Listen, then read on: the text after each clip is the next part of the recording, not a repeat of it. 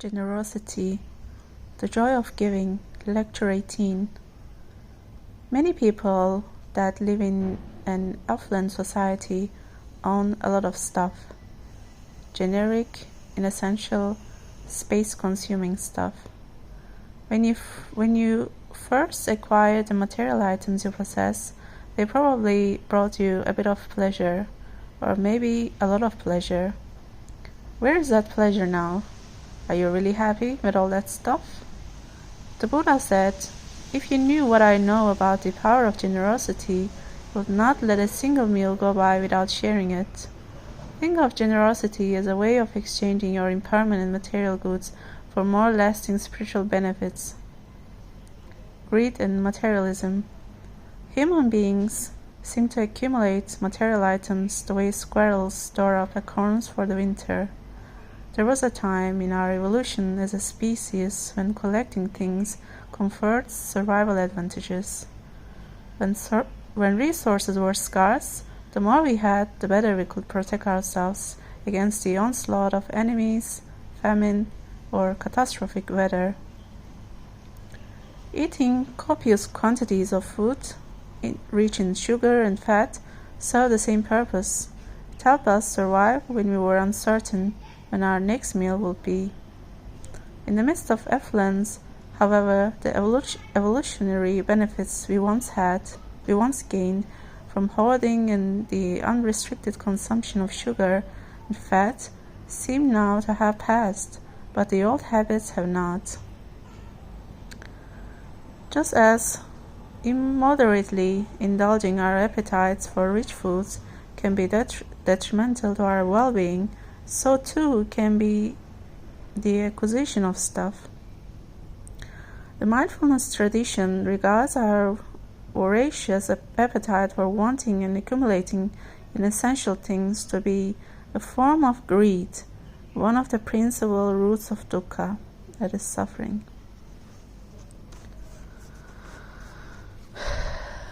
Greed, or self-centered desire for unnecessary things, is considered a defilement, a poison of mind. It distorts our view of reality and leaves us unhappy. Whether or not we get what we want, selfish cravings cause us to suffer.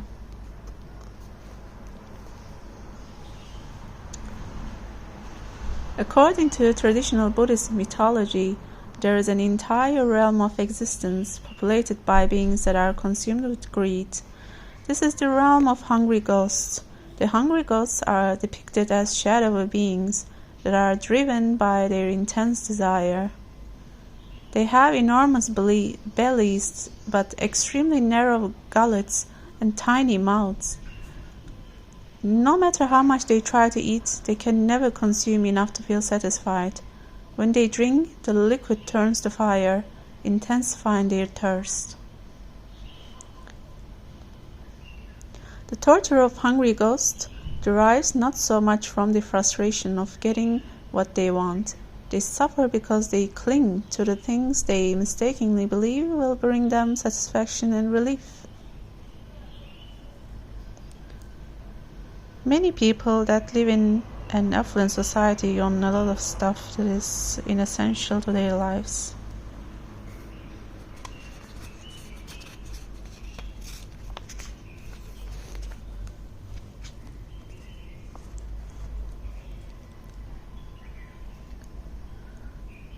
The plight of the hungry ghosts closely parallels the lives of those of us who are overtaken by the defilement of greed. Like the hungry ghosts, the real problem of greedy people is our attachment to the idea that stuff will make us happy. The problem is not that there is something wrong with the material things. Material things are fine and to some extent are even necessary. The mindfulness tradition affirms the value of good food, adequate shelter, and a healthy body. The real issue we greedy people must face is the tremendous expectations we place on having stuff. Once we have provided for our basic needs, our craving continues unabated. Meeting our fundamental needs feels so good that we assume more of the same will make us feel even better. Despite that belief, the majority of us think that material acquisition is not really the avenue to happiness. Although many of us affirm this idea, we still surround ourselves with stuff and devote a vast quantity of our time and energy to the pursuit of things. Beliefs versus practices. Although we claim to believe it, perhaps we haven't fully accepted the idea that the best things in life aren't material things. It sounds noble, and all the wisdom traditions tell us is true, but it's very hard to embrace that claim wholeheartedly when the dominant message of our culture tells us just the opposite. It's extremely difficult to be out of step with the prevailing ethos of society. Perhaps we still harbor the idea that there really is something out there that will make us happy. It may be a secret belief that we hide even from our conscious awareness. Maybe we haven't truly grasped the fact that acquisition is unable to satisfy us. The roots of greed are very deep and require much effort to understand.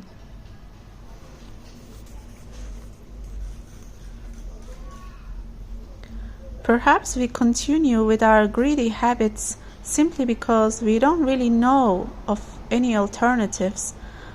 Acquisition is so ingrained into us that we may feel bored without it.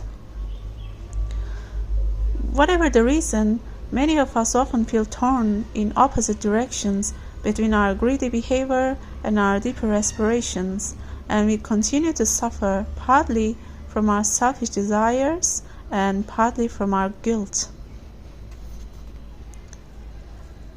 The mindfulness approach to this problem follows the twofold path of seeking wisdom and practicing compassion. In the case of greed, seeking wisdom means deep insight into the transient and unsatisfying nature of the world, and practicing compassion means cultivating generosity. Mindfulness and generosity. The mindfulness tradition does not endorse a life of poverty and deprivation. It doesn't romanticize poverty, thinking that what the poor lack in material resources they make up in spiritual gains. Rather, the mindfulness tradition values simplicity. It recognizes that we must meet our basic material needs, but it also sees the danger of attachment to the world of things.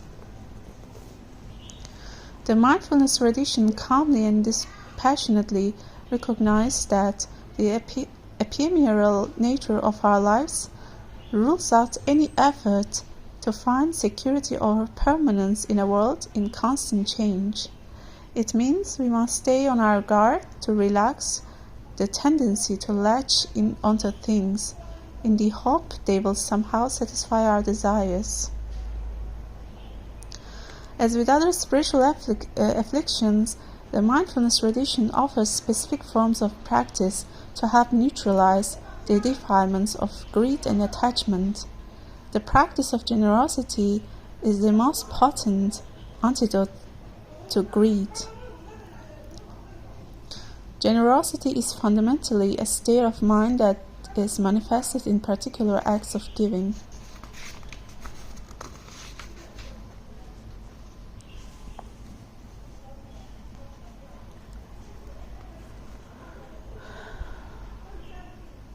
On the simplest level, generosity is the willingness to give others, but on a deeper level, generosity is the eagerness to relinquish anything that we feel is ours. In this sense, generosity is a way to relax our tendency to become attached to things, including the principal cause of suffering, the illusion of self, the illusion of the self.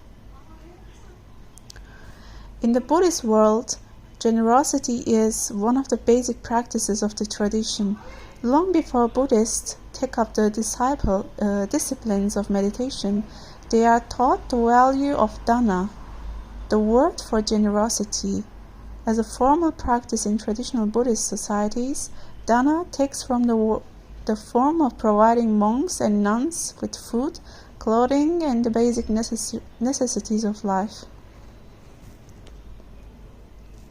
Even beyond this, dana is understood as the custom of sharing with others. Dana practices in these cultures bring great joy to both the recipient and the giver. Families often spend days planning and preparing a single meal for the local monastics, and everyone works together to share the best of what they have with others. Dana practices are regarded as so joyful that just observing a generous act is believed to bring great happiness to the witness. In Buddhist mythology, the hungry ghosts are able to ease their torment not by eating, but by observing an act of generosity and experiencing the happiness it brings.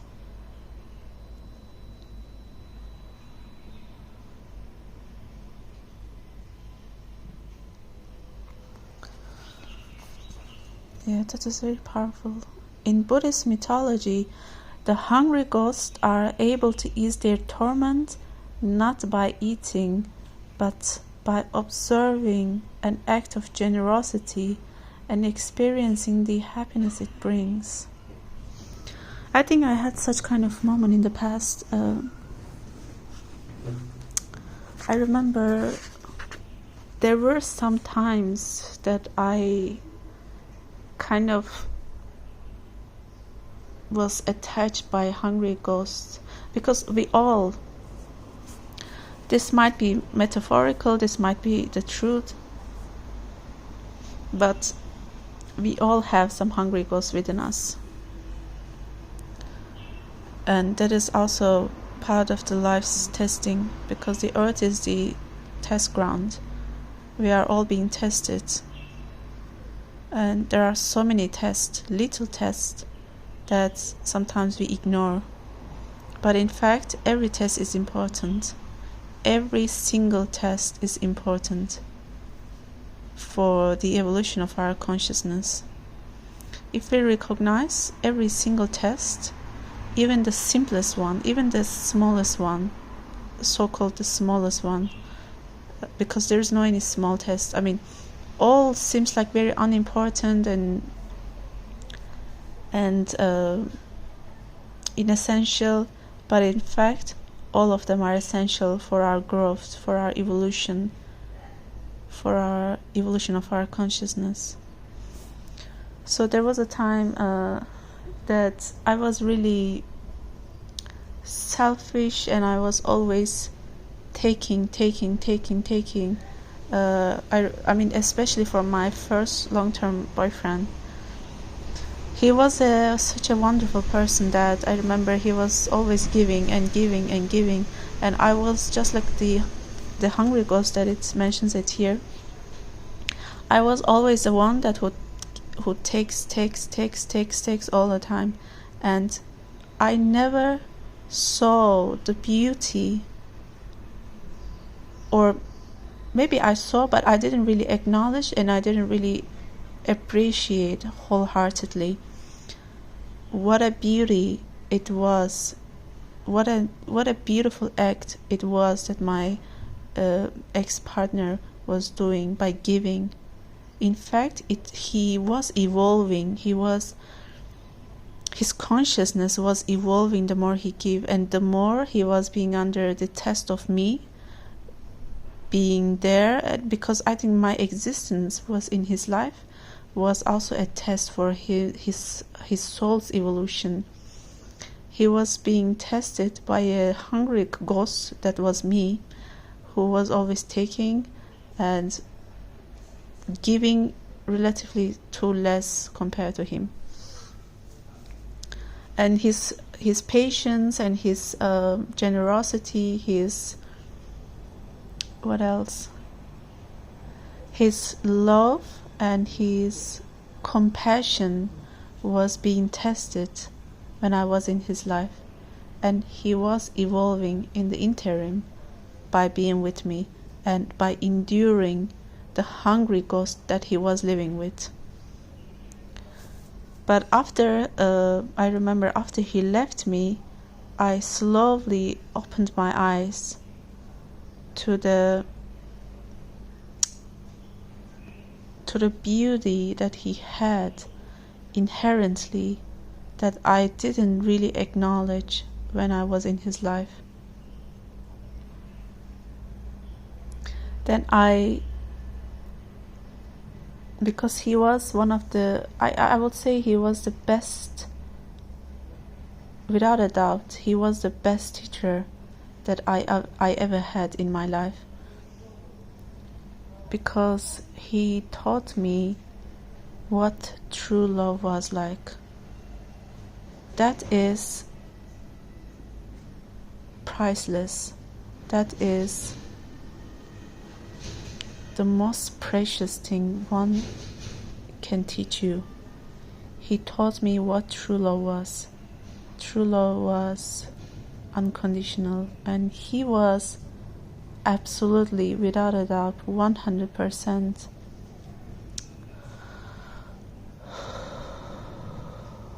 He was absolutely a very, very beautiful soul.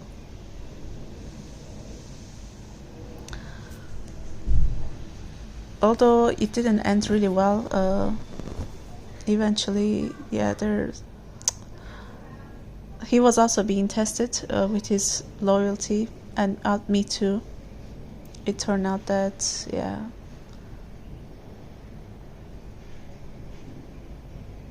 But anyway, after, overall, I would say that he was a very beautiful soul, and I bless him, God bless him, and may he be well and happy all the time in his life. So there was a time that I was a hungry ghost, but once I get the awareness, once I get the consciousness of being that hungry ghost or being attached by those hungry ghosts, because awareness changes everything, I kind of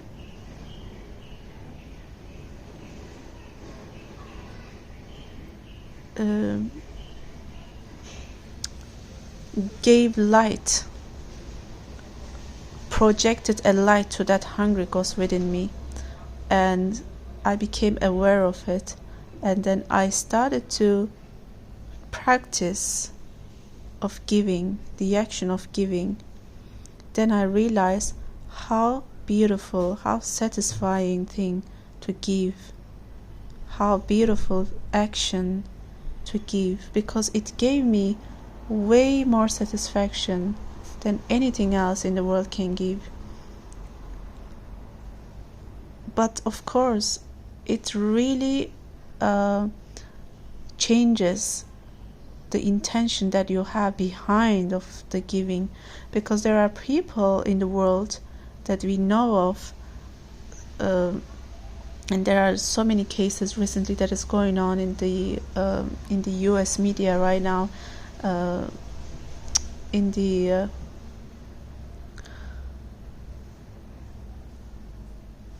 music industry. You can see how those powerful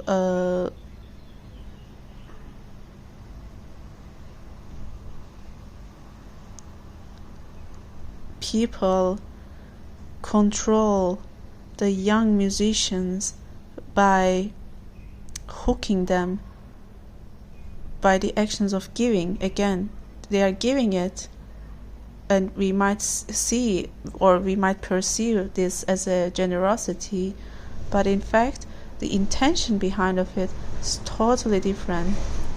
The intention, the hidden intention, the hidden agenda they have is that they want to hook all these musicians to exploit them, because in the recent case, the Puff Diddy, the rap star, the R&B star, the musician, he, as a powerful musician and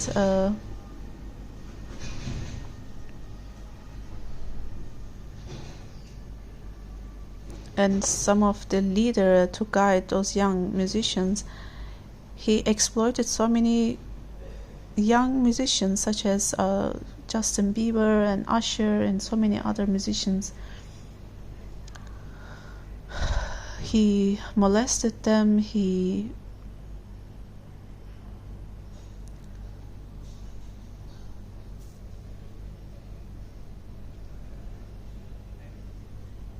kind of hooked them by giving so many gifts, maybe expensive gifts, and then exploit them, like sexually exploit them. So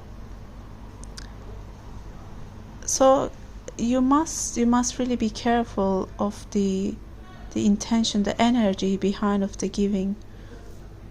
Not every person who gives you something that you need, or maybe you might not need, but you might like it has the same intention. That's why we must be really, really careful the energy behind of it. The energy, that is so important. That's why I'm too sensitive. Thank God that God gave me such I have this inherent ability to see, to feel the energies. I can feel the intentions people have behind of the actions that they are engaging. So I just wanted to briefly mention about it, but what I was reading, so generosity is definitely gives a huge happiness. It's huge satisfaction. That's what I've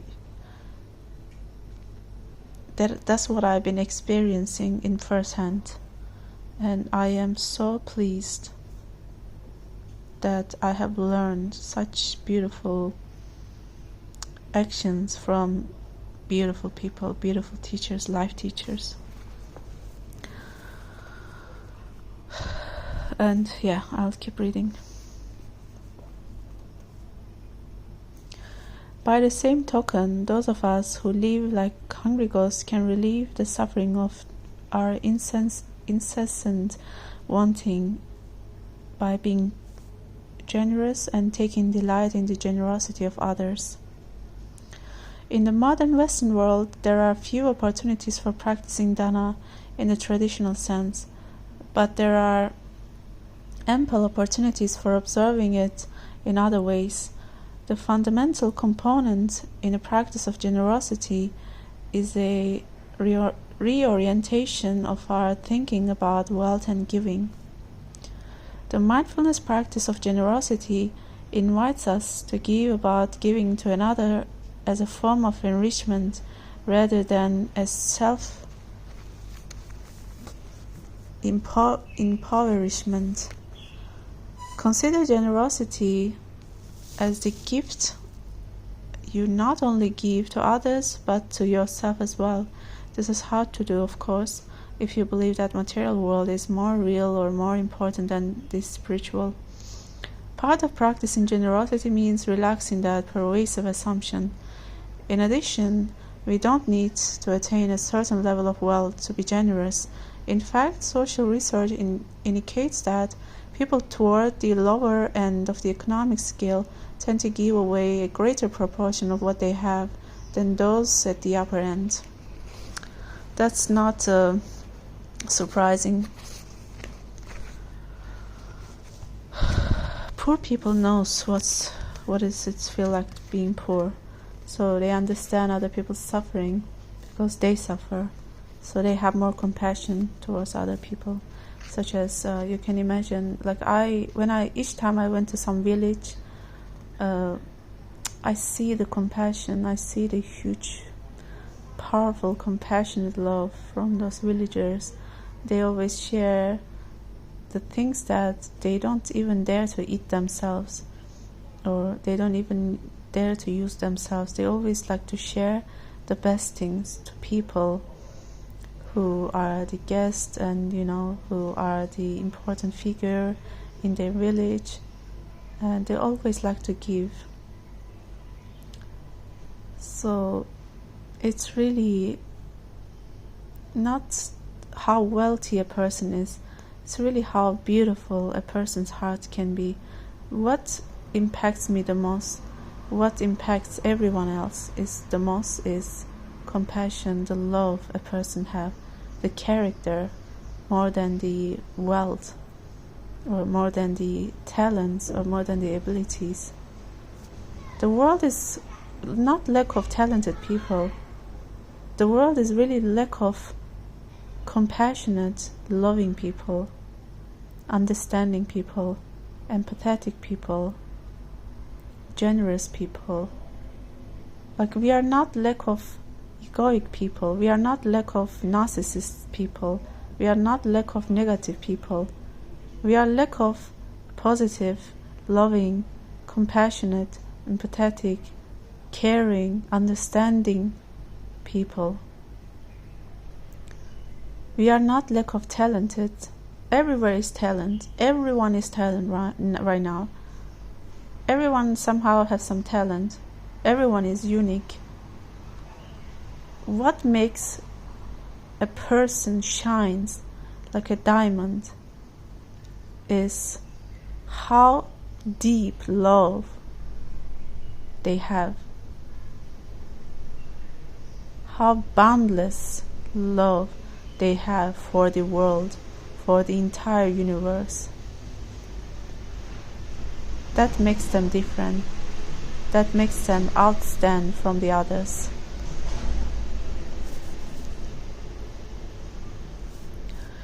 Cultivating a mind of generosity. Cultivating a mind of generosity, modest as it may seem, is a vital step in the direction of meeting the greater challenges of ensuring that the basic needs of everyone are met.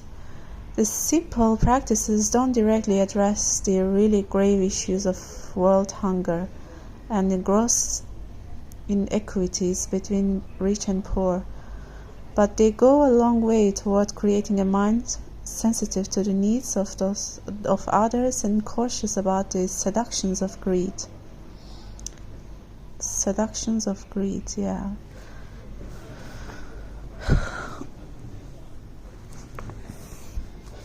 Seductive realities, seductive world, seductive greed. First, find one of your cherished possessions and give it to someone who would appreciate it. Take time with this exercise. Give it deep consideration. It doesn't have to be your most prized possession, but it should be an item you hold dear. Then think about someone who would value having it. Perhaps you have a friend who has seen it and expressed appreciation for it. Then, on no particular occasion, give it to your friend. Be keenly attentive to the effects this action has on you, your friend, and your relationship. In addition, knowing what the sincere compliment does for us, we can imagine the goodwill it generates when we offer praise to another. Giving compliments is such an easy thing to do. Yeah, giving compliments, we should be generous also giving compliments to other people.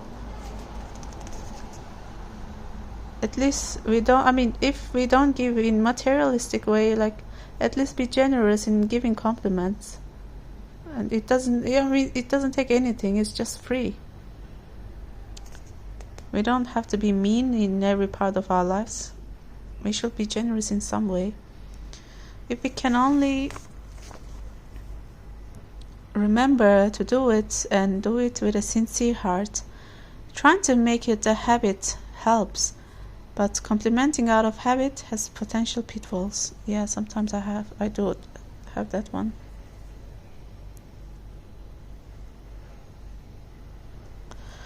Simply praising someone out of custom is disingenuous and reinforces an unwholesome state of mind.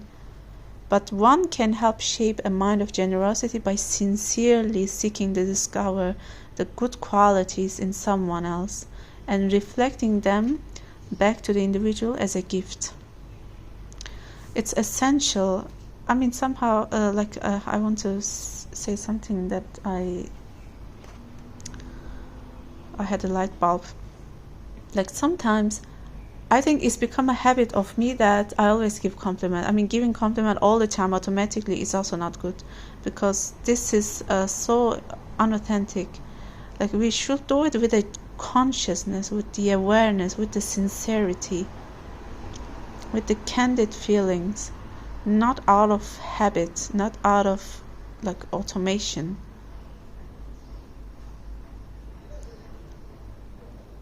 Because sometimes I think I behave so fake, so unauthentic, because I say, oh, you look so nice, oh, you're so amazing, oh, you're so great.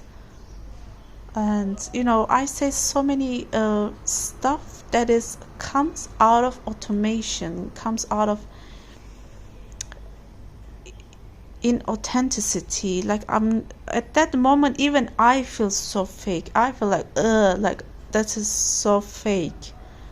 It's like, it feels so fake and so inauthentic. So we must be really, really aware all the time, with each action, with each word. Is this really coming from my heart, with my sincerity, or is it coming because of the habit that I foster over the time? Because even the prayer, like sometimes I have almost like automatic prayer, like as I mentioned in my previous videos, that I always pray when I do walk or when I do something. I always start with my blessings. But sometimes I feel like it became so habitual that I don't even feel the sincerity at that moment. It's become like so habitual that there is no sincerity. It's just like the hollow word. Like, the words can be so hollow and can be so heavy. Depend on the intention, depend on the feeling that you baiting the word with. Are you baiting the word with sincerity before you emit it, or are you speaking with the hollowness, without any heavy or without any weight in it? So sometimes people speak like a robot. There is no any feeling, there is no any sincerity, there is no any weight in the word that they speak. But sometimes a person might be telling you one word, and that one word could be so simple, like a good. A simple word, good. I'm good, you're good. But maybe the way they say that word, that good, with a weight that at that moment you feel like he said it with the weight, with the sincerity, and at that moment you feel totally different than the another person who used the good with a hollowness, without any weight. So the sincerity, the consciousness, the awareness changes the whole trajectory of the events. That's why consciousness is everything. Consciousness changes the everything, the every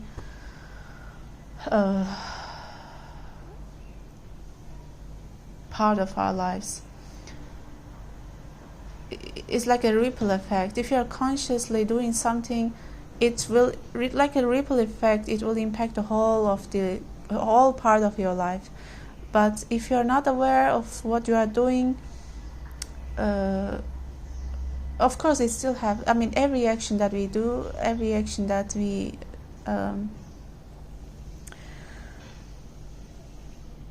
take has ripple effect anyway. But the conscious one, even the willingness to be a bad person in an event, maybe you don't have any option, but you have to be the bad person in that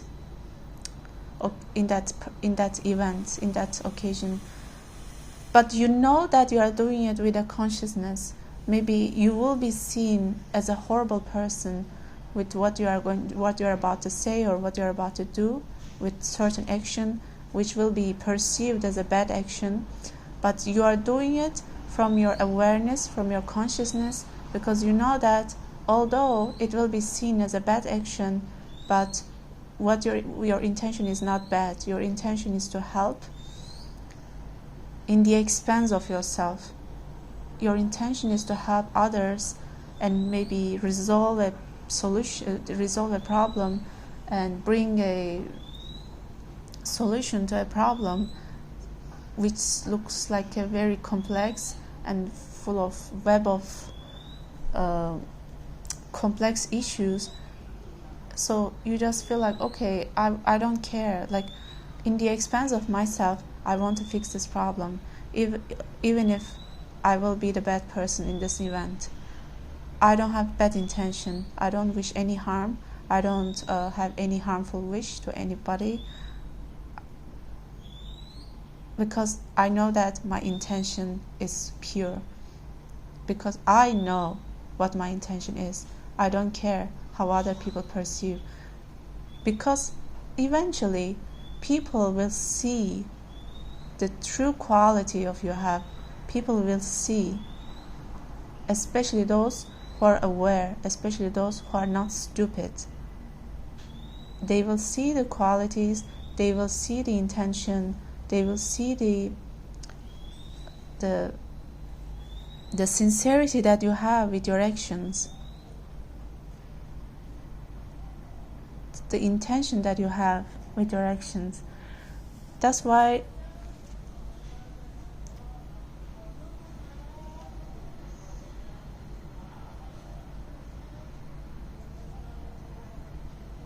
I don't know how I came to this point, but yeah, I think I had to speak, because sometimes I channel without being aware. Like, sometimes I don't know, like, I'm not really sure if every person is a channeler. I guess every person is a channeler, but sometimes we are being aware of it, sometimes we are not aware of it, and some people are especially a great channeler. I feel like I'm a very, very great and powerful channeler, because I am trying to clean my energy all the time, and I think that I have direct connection to God. That's my intention. And so sometimes when the words come, I just let it flow. So maybe what I just said will be helpful for some people, and that's my intention. So I was reading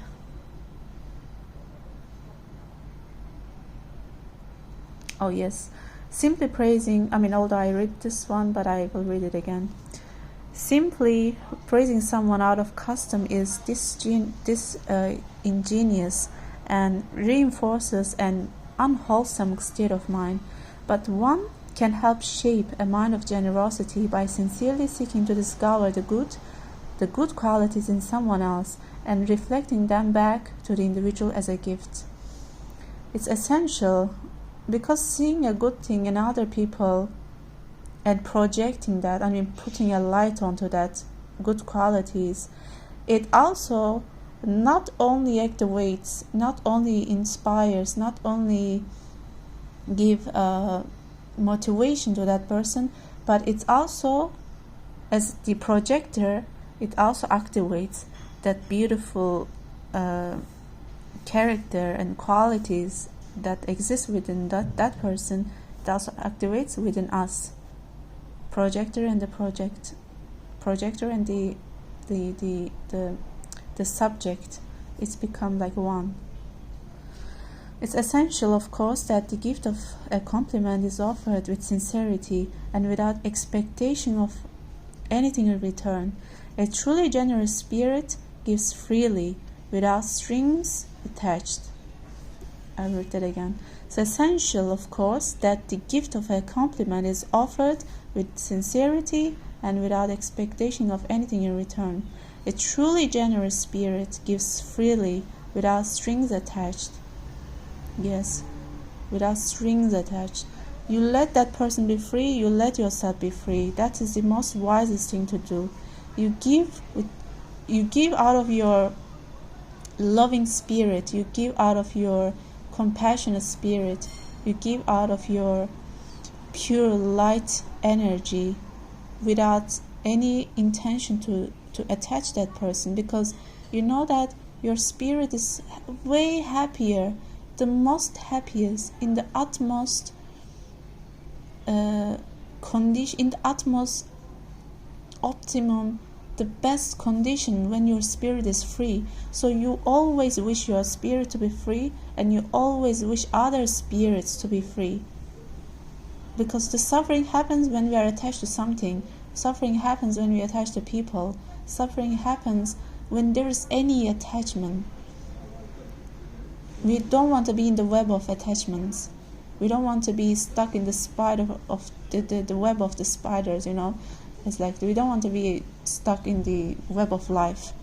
We want every being to be free, and we want ourselves to be free. As the practice of complementing illustrates, simply giving to others is not sufficient for cultivating true generosity.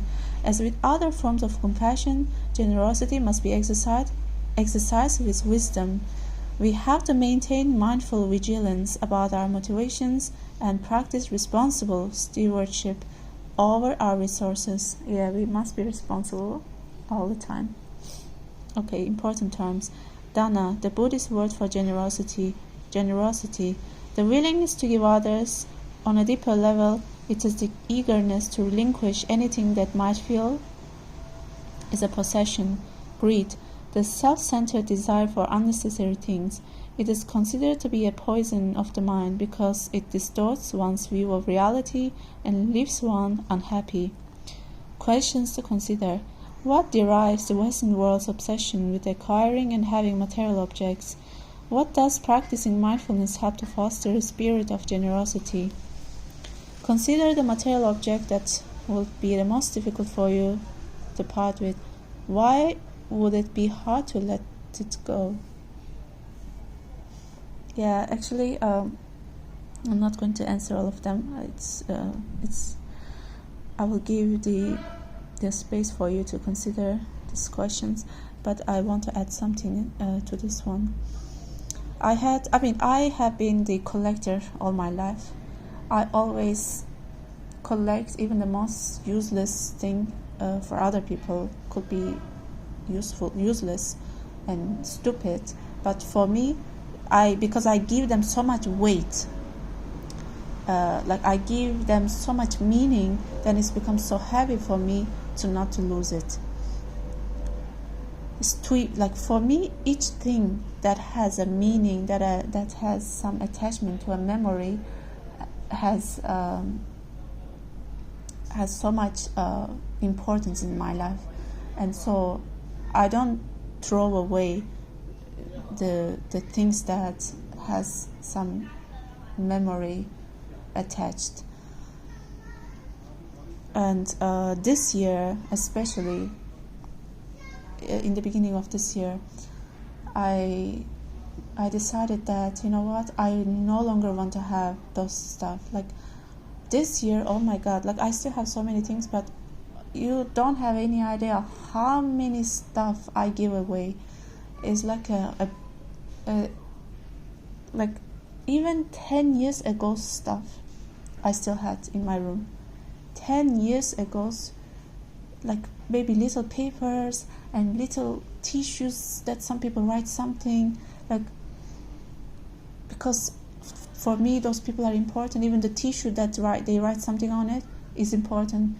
How for some other people it could be so stupid, but for me, I give them so much importance because I have so much deep emotion that I attach to them, and I don't want to throw it away, because for me, even that tissue that they write something on is important for me, because they use their hand, they use their time, they use the the moment, the emotion at that moment, and they use the energy to put the words on the piece of tissue. And so there is energy, there is time, there is effort, there is emotions that they used at that moment to manifest that piece of paper with words on it or something, or maybe, I don't know, like whatever. So the thinking and speaking it out loud right now, it kind of even cleanse me even more, because I have so much depth. Like I have so much depthness in my heart. Like I have so deep love for people and for humanity, for the whole universe. But I realize, no, I have to let them go. Like I can still have them in my heart. Doesn't mean I have to have them in my physicality. Because it's a huge burden. Carrying all these things everywhere you go is a huge burden. It's really unnecessary. So suddenly this year I said, you know what, I will get rid of everything which I put so much meaning to. And then I gave away so many clothes, I gave away so many books, I gave away, and some of them I throw away, and then I felt like, you know what, it's a huge relief. It's a huge freedom that comes along, huge free space that comes along with it. Right now I have way free mind, way more free mind and way more free space in my life for something new, for some other new stuff that God is preparing for me to come. And it's really a huge opportunity for us to get rid of the old and be open to new. New sometimes is the best and is the most optimum for you to be receptive.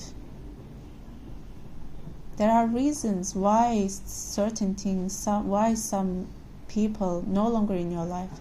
There are reasons for it, because you are no longer in the same wavelength. You are no longer in the same frequency. So just let them go. Just let them go. There is no reason for you to put it in your life. There's no reason to have a burden. There's no reason to torture you. There's no reason to suffer. Your soul, your spirit is happy when they are free. So let yourself be free. Let people be free. Let those materials be free from you, and let yourself be free. First, you need to be able to have the power, the boldness to free yourself from those people, those events or attachments. Because the first, most difficult thing for us to do is free ourselves from people. Free ourselves. We take the first initiative to free ourselves from people, from the materials, from the energies that are no longer necessary in our lives. And then, when we are free ourselves, of course, they'll be automatically free from us. It's simple as that. So, for me, it's no longer hard to let it go. I am very detached right now. Detachment is everything. I used to be too emotional and too attached to people, to things. But you know what? I saw the beauty in the detachment. I'm so detached right now. I'm so cool and calm and detached. And I see the beauty, the freedom, space, the light. Oh God, the light that comes along with the freedom. The lightness. Feeling like a bird, so free, without any attachment. That is the most priceless thing one can have. Okay, that's all I'm going to share today. and I wish you a wonderful day. And it's May, and may you be well and happy all the time. May you be healthy and happy all the time. May you be free forever. May you be